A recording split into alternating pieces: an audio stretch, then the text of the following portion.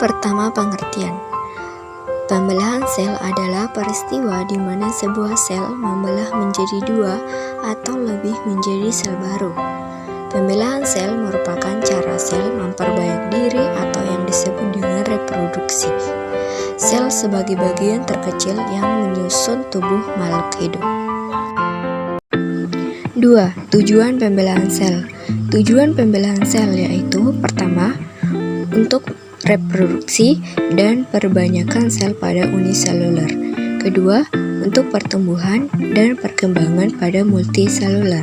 Ketiga, untuk regenerasi sel-sel yang rusak atau mati pada multiseluler. Dan yang keempat, yaitu untuk membentuk variasi individu baru. 3. Fungsi pembelahan sel. Pertama, yaitu melakukan pembelahan sel agar dapat berkembang biak pada organisme uniseluler. Kedua, pada beberapa organisme, sel tubuh dapat membelah dengan tujuan untuk memperbanyak sel, sehingga sel dapat melakukan pertumbuhan dan berkembang dengan baik. Ketiga, untuk regenerasi sel yang mati. Dan yang keempat, yaitu untuk proses pertumbuhan. Pembelahan sel dibedakan menjadi 3 macam, yaitu pembelahan langsung, amitosis, pembelahan tidak langsung, mitosis, dan meiosis. Pembelahan amitosis. Proses pembelahan secara langsung disebut juga dengan pembelahan amitosis atau pembelahan binar. Satu sel akan membelah menjadi 2 sel sama besar dan memiliki materi genetik yang sama. Proses amitosis diawali dengan menempelnya kromosom pada dinding sel. Kemudian, ukuran sel akan membesar bersamaan dengan replikasi DNA. Setelah DNA baru terbentuk, sel akan mencapai ukuran maksimum dan akan membelah menjadi 2 bagian yang memiliki ukuran dan materi genetik yang sama. Pada umumnya, pembelahan ini terjadi pada organisme yang tidak memiliki inti sel atau prokariotik. Ini banyak terjadi pada organisme uniseluler seperti bakteri, protozoa, dan mikroalga. Pembelahan mitosis. Pembelahan mitosis terjadi pada sel-sel tubuh atau sel somatik makhluk hidup. Pada pertumbuhan, pembelahan mitosis terjadi pada jaringan meristem. Contohnya pada ujung tunas batang atau ujung akar.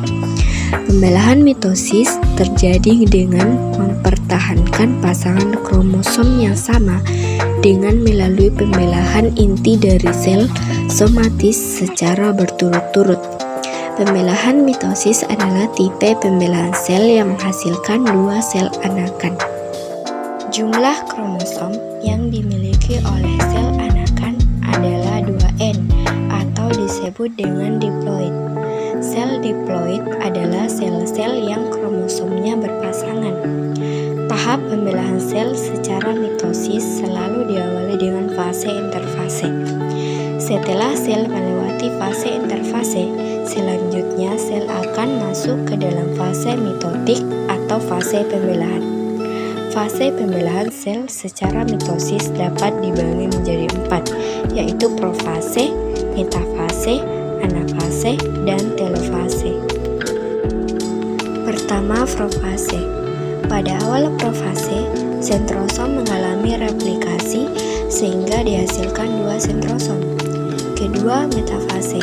Pada tahap ini, kromatid bersaudara bergerak ke bidang ekuator atau bagian tengah inti sel dan membentuk lempeng metafase. 3. Anafase.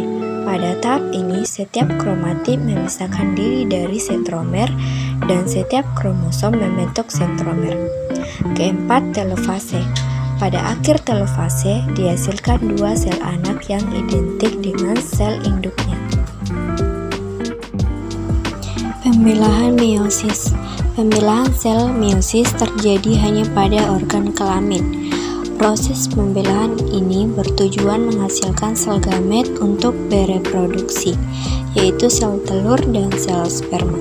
Perbedaan meiosis adalah suatu proses pembelahan sel yang menghasilkan sel anakan dengan jumlah kromosom yang dihasilkan setengah dari jumlah kromosom sel induk.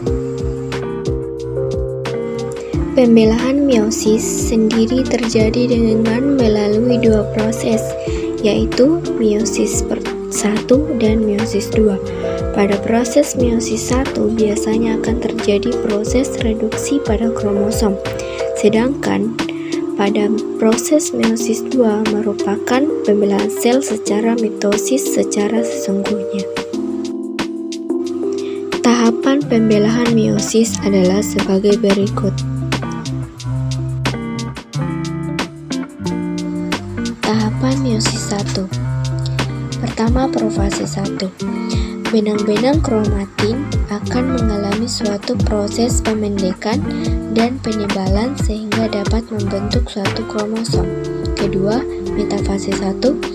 Kromosom akan bergerak menuju ke bagian bidang ekuator atau bidang pembelahan. Ketiga, anafase 1.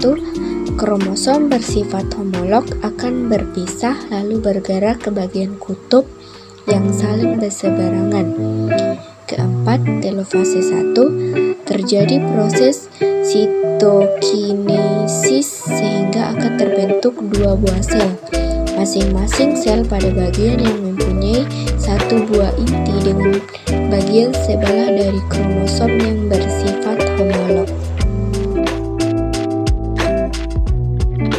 Tahapan meiosis 2. Profase 2. Diawali dengan adanya proses pembelahan sel yang terjadi pada dua buah sentriol, sehingga menjadi dua buah bagian dan bergerak menuju ke bagian kutub yang saling berlawanan arah. Metafase 2. Bagian kromatid tidak bergerak menuju ke bagian bidang ekuator atau bidang pembelahan. Anafase 2. Pada fase ini, bagian kromatid yang terpisah akan membentuk kromosom dengan bagian sentromernya masing-masing.